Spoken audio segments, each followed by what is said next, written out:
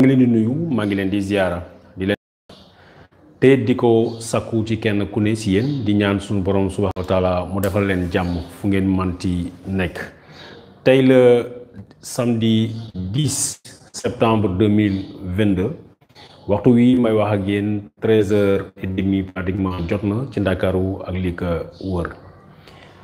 mbokk yi comme ni ngeen ko gisee depuis quelques jours Kéwoulo gëj na en tout cas ma personne génn jàkkaarloo ak yéen def le point waaye du dara dañoo xawoon naa jàpp tuuti looloo waral silence boobu bu ko defee dañu bëgg a def quelques points ak yéen ci li nga xam ne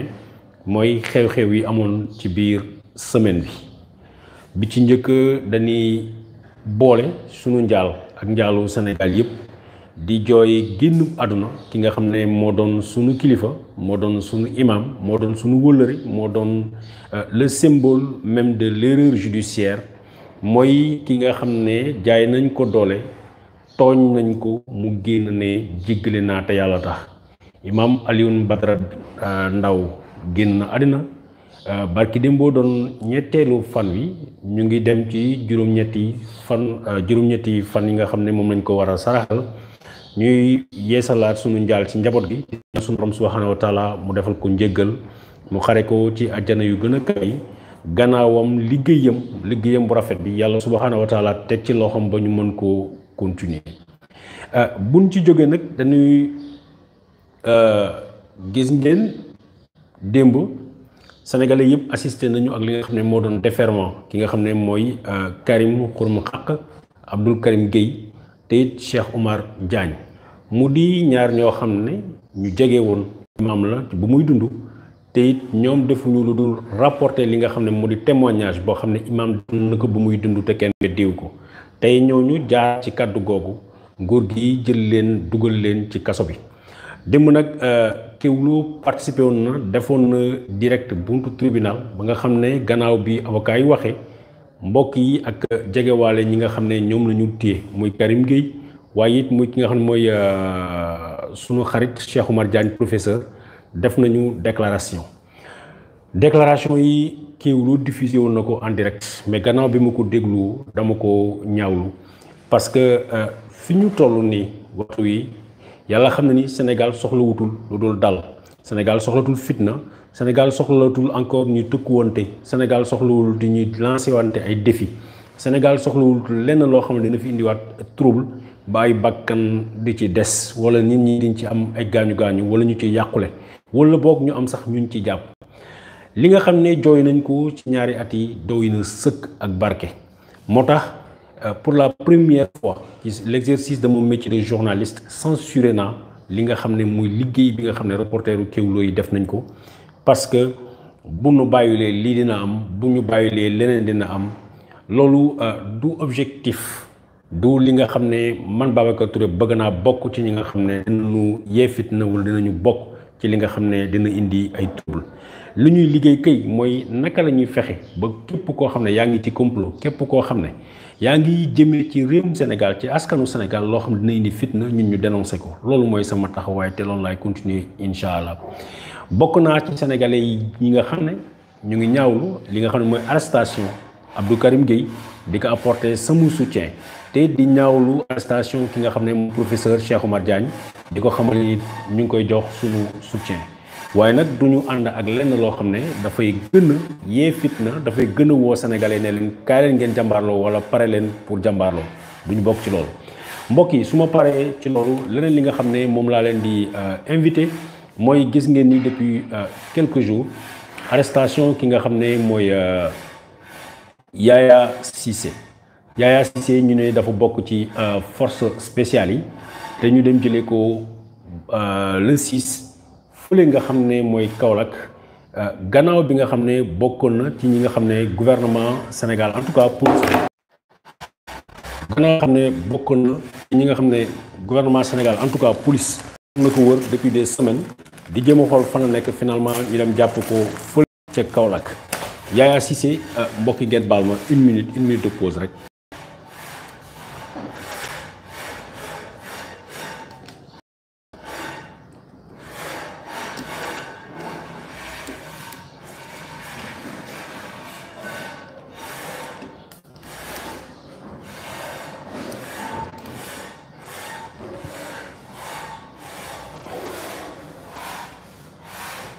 mbokk ngeen baal ma une minute.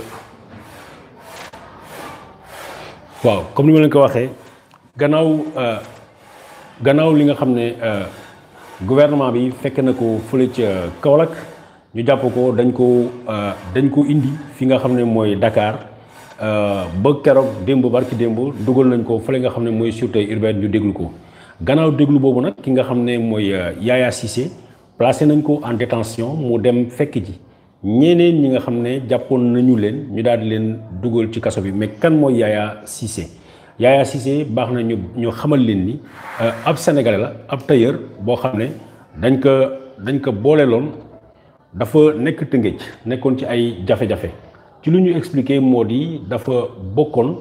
ci sénégalais yi nga xam ne Sadio ma bëggoon nga arrêté tuuti li ngay liggéey Yaya Cissé dafa bokkoon ci sénégalais yi nga xam ne dafa nekkoon tailleur nekk Tëngéej mais ma fàttali leen ni encore Yaya Cissé handicapé moteur la tànk yi baaxul nit ki am ay jafe-jafe yu métti la tax na dafa bokkoon ci benn atelier de tailleur fële ca Tëngéej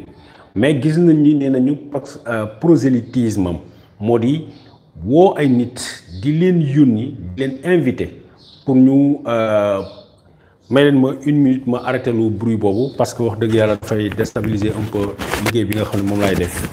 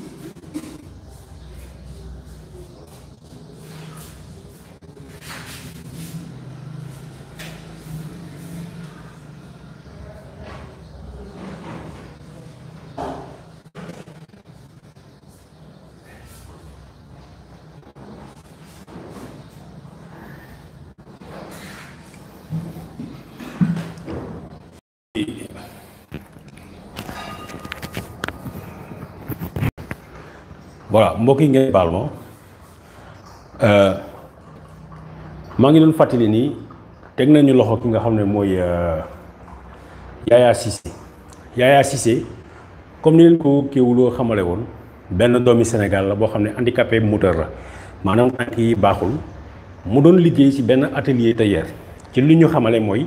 patron am daf ko dàq foofu parce que moom dafa bëgg Pastef doon woote chaque jour di waxtaanee waxu Pastef foofu ñu nekk tax na ki moom atelier bi ci li ñu xamale mooy sympathisant APR la tax na mu dàq foofu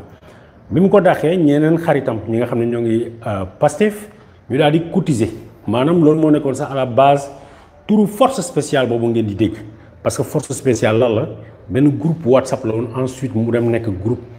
Télégraphe nga xam ne ñoom dañ ciy waxtaan di xool kenn ku nekk ci jafe-jafe ñu xool nu ñu mën a dimbali te yàlla tax di yónnee xaalis di jàppale ay nit pour ñu liggéey loolu moo tax ki nga xam ne mooy Ami Dia ñu leen ko bàjjen Nadine te dëkk Géejawaay loolu sax surtout moo tax ñu jàpp ko ndax am na xaalis boo xam ne gars yi dañu ko woon yónnee ko mu daal di ko jox ay nit xamul sax xaalis boobu pour lan la mais comme gis nañ ni mu ngi doon def ay transfert Wave jàpp nañ ko ni ne xaalis boobu dafa destiné woon pour préparer li nga xam ne mooy journée 17 juin ki nga xam ne nag mooy Yaya Cissé dafa bénéficier ci générosité waa Pastef parce que dañ ko yónnee ci xaalis boobu mu daal di ci ubbi atelier boppam atelier bi nekk fii Tëngéej mu fay liggéey di ci daan dooleem Yaya Cissé ñu fàttali leen ni ci lu ñu xamal ñàkk na baayam ñàkk na yaayam te it mu nekk handicapé moteur war a ñefe pour génn ci noonu atelier bi nga xam ne waa Pastef ubbil nañ ko xaritam yi ubbil nañ ko atelier boobu ay jeunes dañ fay ñëw di fa waxtaan di échanger bokk na sax ay sénégalais yoo xam ne keroog ñoom bi ñuy def seen la marche du 8 juin ñeneen ñoo xam ne jóge na Kaolack wala feneen dañu ñëw moom moo leen dalal ci atelier bi ñu faran fa atelier bi mel ni genre quartier général moo taxoon keroog ñoom Mor Gueye et consort bi nu defaree seen lacrymogène yooyu defar seen cocktail molotov yor seen pétard fa la ko ñu denc ko stocké ko foofu ci atelier am keroog bi policier di wàcc foofu di jàpp ñoom Mor Gueye et consort moom nekkul fa bi mu ko yëgee dafa daw làqu ji fële nga xam ne mooy Kaolack moom la ñuy jëli le 6 comme ni leen ko Kéwoulo waxee ñu garder ko à vue ñetti fan démb ñu defere ko mais contrairement li nga xam ne tey médias yi ñu ngi koy diffuser wax ni nee na dañ doon préparer pour ñu dem ñu taal ay policiers attaquer ay policiers attaquer ainsi de suite Yaya Cissé mosta wax loolu li mu wax mooy moom sax du militant Pastef simple sympathisant bu Pastef la Yaya Cissé nee na dañu stocké woon sama matériel yi sama atelier seen pétard dañ ko denc atelier mais leneen xamuma ko leneen bokkuma ci parce que foog nañ ni bu gars yi doon recruter ay combattants pour dem xeex pour dem attaquer ay policiers wala yu mel noonu foog naa ni koo xam ne yàlla matalul ay cëram kooku kenn ko mettre au devant pour mu dem mu xeex muy benn chose. deuxième chose Yaya daf leen xamal ni matériel boobu gars yi organisé wu nekkul pour attaquer ay policiers nekkul pour rey ay nit nekkul tamit pour attaquer Cap des Biches mais gars yi ci luñ ko wax dañ ko newoon pour suba boo leen nervi yi nga xam ne gouvernement bi wala boog waa kër ñàkk jàmm dañ leen yónnee si kaw bu ko defee ñu mën a défendre seen bopp loolu la Yaya Cissé wax. tey jii li nga xam ne presse bi génne na ko di wax ni il a tout avoué wax ni nee na lii ak lii ak lii ak lii la loolu dara du ci dëkk leneen li ma leen bëgg a indi pour pare ci kaw Yaya Cissé xamal leen ni gannaaw Yaya Cissé am na 6 personnes juróom-benn nit ñoo xam ne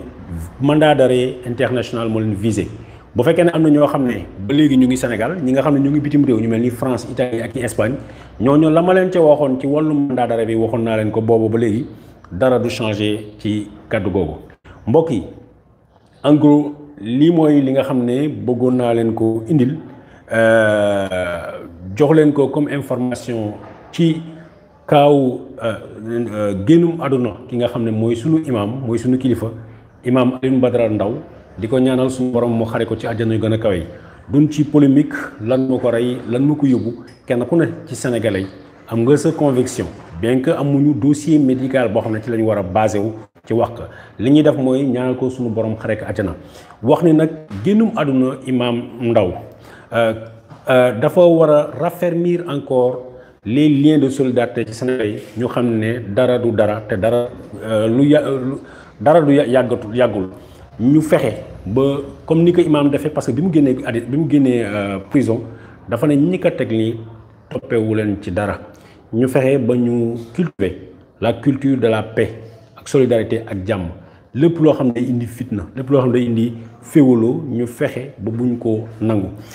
fi may jeexale mooy Clédor Sène dégg naa ko barki dee moom mu wax leen ne lu am solo mu ne 15 mois moo ñu tere yegg ci ay échéances yu très importantes ngelawaay fexe leen ba bu kenn daanu ci piège waa kër ñàkk jàmm ñuy dóorante ñuy xeex wala ñuy woote confrontation parce que Sénégal soxloo ko jërëjëf mbokk yi maa ngi leen di ñaanal jàmm ba beneen yoon incha allah jërëjëf.